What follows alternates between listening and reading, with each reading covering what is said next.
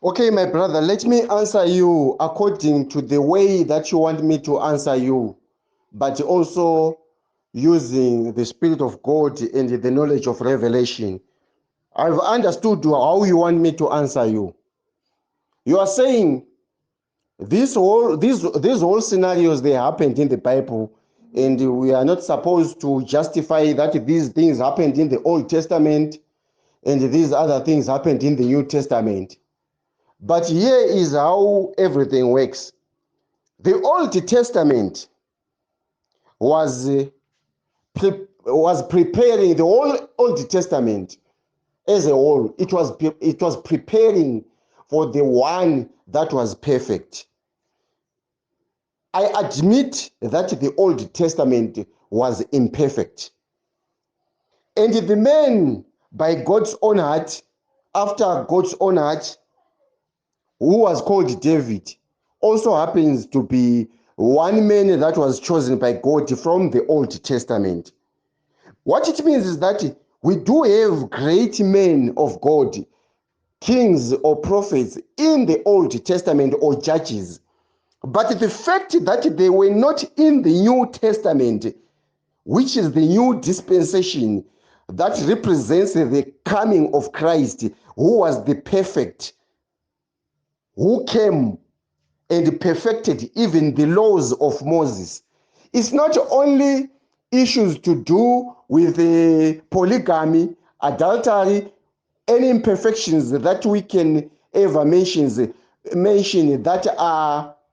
that concern David only. Let's look even at Moses, the prophet. He has got laws that Jesus comes to perfect. The likes of tooth for a tooth, eye for an eye, but I say unto you, love your enemies. That is the perfecting. Jesus comes and says, whoever divorces a woman, Moses said unto you, whoever writes a letter of divorcement, but I say unto you, whoever divorces his wife, save for the reason of fornication. All those are laws that were then perfected by Jesus, the perfect being. So the whole Old Testament is all about imperfections. This is why Christ then says to the disciples in the New Testament, the prophets of old wished, they wanted to hear these things that you hear. Do you know why he said that to his disciples? Why? Because the Old Testament was not as perfect as the New Testament. So this is why even those that want to justify, I'm not referring to that earlier issue of people that want to justify themselves, as I said before, but I'm just using it. This is why people that want to justify themselves in sin, they cannot use the New Testament. Why? Because the New Testament does not have much of those imperfections. It represents Christ, the perfect being. But if you go to the Old Testament, I admit and I do agree that it has many men that were chosen by God, not only David, whom you have chosen to define as a polygamist, not an adulterer. That is correct. Why? Because the Old Testament did not have what is called an adulterer. An adulterer is then given birth to in the New Testament after Christ has revealed the sin of adultery. When he says God created male and female, the Pharisees actually went to Jesus wanting to know that matter of polygamy. And Jesus responded to them and said, God created only male and female. What he meant is that there cannot be a marriage of more than one.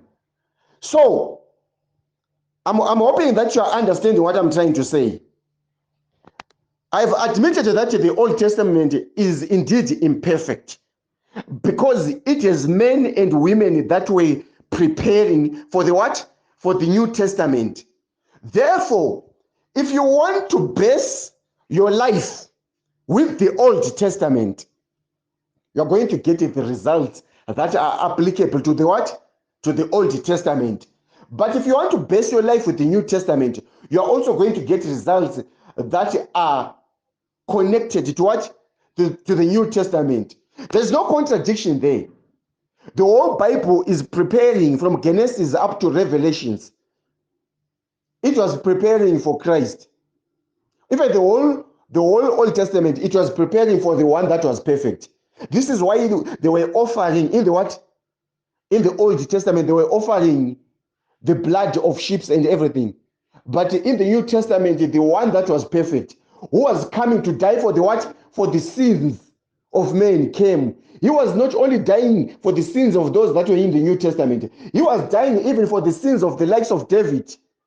This is why the tombs of even prophets of old opened, and the prophets of old were seen loitering in the holy city of Jerusalem when Jesus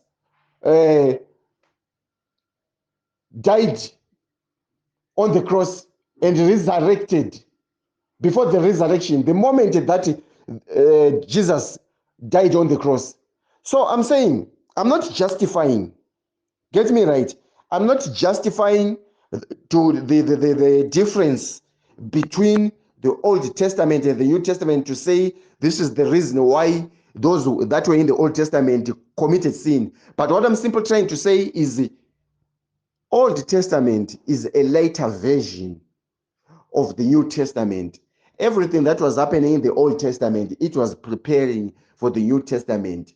So I admit that the Old Testament is indeed a weaker testament, and the New Testament is the stronger testament.